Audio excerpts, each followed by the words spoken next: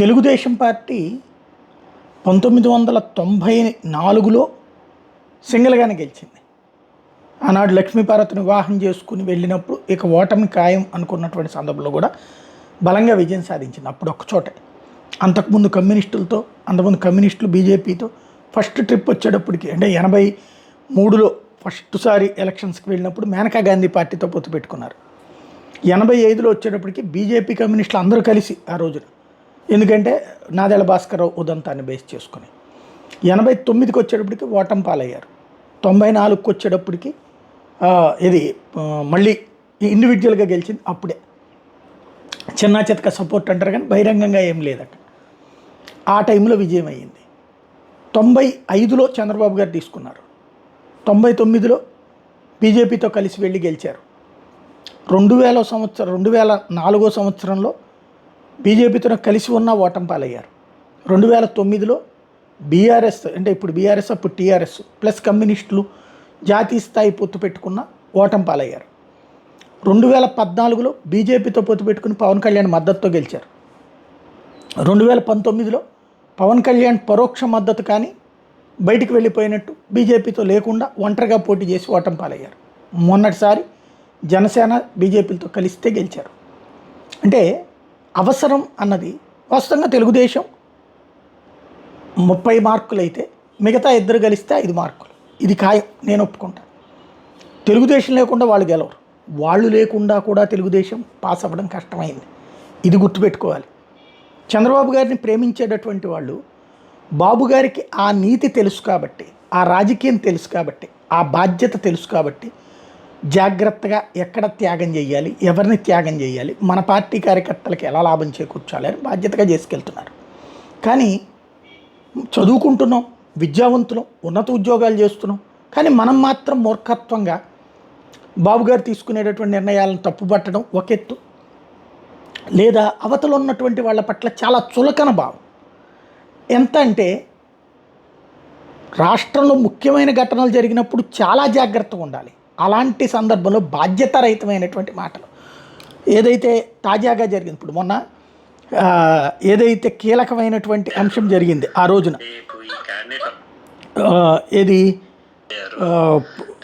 తిరుపతి దేవస్థానం, ఆ రోజున కనుక పవన్ కళ్యాణ్ ఇన్వాల్వ్ కాకపోయి ఉంటే ఆ లడ్డూల ఇష్యూలో అది మొత్తం రివర్స్ అనేది ప్రభుత్వానికి, సుప్రీంకోర్టు కొట్టిన దెబ్బకి. కానీ పవన్ కళ్యాణ్ తన భుజాన్ని వేసుకోవడం వల్ల ఆ లోపమా నెప్ప అంతా పవన్కి వైపుకి వెళ్ళింది. అదే సందర్భంలో ఇప్పటికీ అందులో జగన్ని ఏం చేయలేరు, మిగతా అది ఏమీ చేయలేరు. జస్ట్ ఎవరో ఆ ఉద్యోగులను వాళ్ళను పట్టుకుని వెళ్ళిపోయేటటువంటి వ్యవహారం కిందనే ఉంటుంది.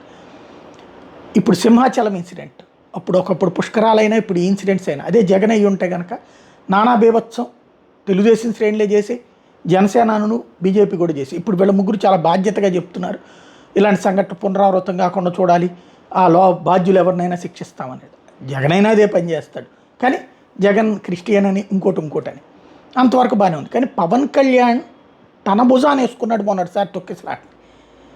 ఆ సందర్భంగా ఆ లోపాన్ని నెత్తిన పెట్టుకుని ప్రభుత్వాన్ని కాపాడాడు. కానీ ఇప్పుడు సింహాచలం ఇన్సిడెంట్లో ఫెయిల్యూర్ ఎవరిది? ఇప్పుడు ఎవడో వైఎస్ఆర్ కాంగ్రెస్ పార్టీ కాంట్రాక్టర్ కాదే, వాళ్ళు ఉన్నప్పుడు కట్టిన గోడ కాదే, మనం ఉన్నప్పుడు మొన్ననే కట్టించిన గోడే, ఆ గోడ కూలిందే. అంటే అవినీతి. ఇప్పుడు ఏమిటి, కాంట్రాక్ట్లు ఎవడన్నా డైరెక్ట్ కాంట్రాక్టర్ వచ్చి పనిచేస్తున్నారా? మొత్తం పార్టీ కార్యకర్తలు, పార్టీ నాయకులే కదా, పార్టీ వాళ్ళకి సంబంధించినటువంటి వాళ్ళు ఇచ్చిన వాళ్ళే కదా. మరి అలాంటి సందర్భంలో జరిగిందంటే పార్టీకి దెబ్బ కదా. అయినా అక్కడ పవన్ కళ్యాణ్ జాగ్రత్తగా మాట్లాడితే వాళ్ళకి సంబంధించి సోషల్ మీడియా వింగ్ వాళ్ళు మాటలు ఇది చూడండి ఒకసారి. ఈ క్యాండిడేట్ వస్తాడు ఎప్పుడు జరిగింది? ఇప్పుడే జరిగింది. Okay okay. అయ్యో ఏ పేషా కరీం చౌదరి కాదు, హిందూ రిలేటెడ్ ఇష్యూస్ ఏం జరిగినా భయం వేస్తుందండి ఈ మధ్యన.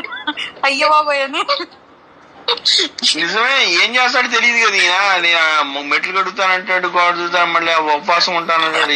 విజయ్ గారు మా మీద దయ తెలిసి ట్విట్టర్ లో ఉన్న సైనికులందరినీ మానవ గోడ కింద అక్కడ సింహాచలంలో నిలబెడితే మేము హ్యాపీగా ఫీల్ అవుతాం. ఇప్పుడు మళ్ళీ నరసింహస్వామి అవుతారు. ఎంత చులకనిది. యాక్చువల్గా ఇది లీక్ వచ్చిందంటే కూడా వాళ్ళు ఎవరో మాట్లాడుకున్నారు. అది లీక్ ఎక్కడికి వచ్చింది?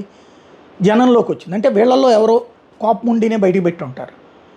ఇలాంటి భాష, ఇలాంటి సంబోధన, ఇలాంటి వ్యవహారం ఎంత తప్పు. బాబు గారేమో బాధ్యతగా వెళ్తుంటే మధ్యలో ఇది. అదే సందర్భంలో వీళ్ళకి సంబంధించినటువంటి ఫస్ట్ అంటే ఎక్కడికక్కడ ఎదవరకు అన్నిట్లలో పవన్ కళ్యాణ్ ఫోటో ఉండాలి అని చెప్పి ప్రభుత్వ కార్యాలయాలు కూడా పెట్టారు. కానీ అకస్మాత్తుగా అది మార్చేసి ఏం చేసుకొచ్చారు, కొన్ని అంటే అక్కడ ఉంటున్నాయి ప్రభుత్వ కార్యాలయాలు, ఒక్కొక్క దాంట్లో నిదానంగా పవన్ని పక్కకి తప్పిస్తున్నారు. అందులో భాగంగా ముందు అమరావతికి సంబంధించినటువంటి ఇన్విటేషన్లో పవన్ కళ్యాణ్ పేరు లేకుండా ఇలా వచ్చింది. ఇప్పుడు చంద్రబాబు గారు, నరేంద్ర మోడీ అన్నటువంటి కోణం. దీని మీద జన సైనికులు సోషల్ మీడియాలో పెద్ద ఎత్తున ప్రశ్నలు లేవనెత్తేటప్పటికి ఇప్పుడు మళ్ళీ ఈ విధమైనటువంటి ఇన్విటేషన్ వచ్చింది. ఇది ముందే ఎందుకు చేయలేదు? ఎవరు తప్పు చేస్తున్నారు? అధికారులు తప్పు చేస్తున్నారా, లేదా చూసి చూడనట్టు జాగ్రత్తగా వాళ్ళ చేత చేయనిస్తున్నారా? ఈ తప్పుని సరి చేసుకోవాల్సినటువంటి అవసరం ఉంది. నేనైతే ప్రభుత్వం పడిపోవాలని కోరుకోవట్లేదు, విడిపోవాలని కోరుకోవట్లేదు కూటమి పరంగా.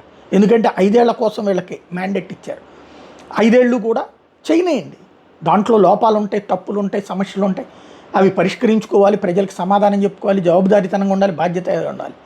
కానీ కూటమిలో చిచ్చు ఒక్కొక్క చోట రేగుతోంది, రేకెత్తిస్తోంది. అవతల వాళ్ళ పట్ల చులకన భావంతో ఉండేటటువంటి వాడు. మెజారిటీ పక్షం తెలుగుదేశంది కాబట్టి ఆ విధమైనటువంటి డామినేషన్ వ్యవహారం నడుస్తోంది, తప్పులేదు. కానీ ఆ డామినేషన్ అవతల పట్ల చులకన భావంగా ఉండకూడదు, అది ప్రమాదకరం అవుతుంది. అలాంటిది ఆలోచించాల్సినటువంటి సందర్భం. ఎందుకంటే చాలా దారుణమైనటువంటి పదాలతో కూడినటువంటిది. మొన్న అమ్మాయి గాయత్రి తంది అంతే. వాస్తవంగా అది బీజేపీ వాళ్ళు నిలదీశారు, ఇది జనసేన వాళ్ళు నిలదీశారు. ఈ పరిస్థితులు ఎందుకు వస్తున్నాయో ఒకసారి ఆలోచించుకుంటే బెటర్.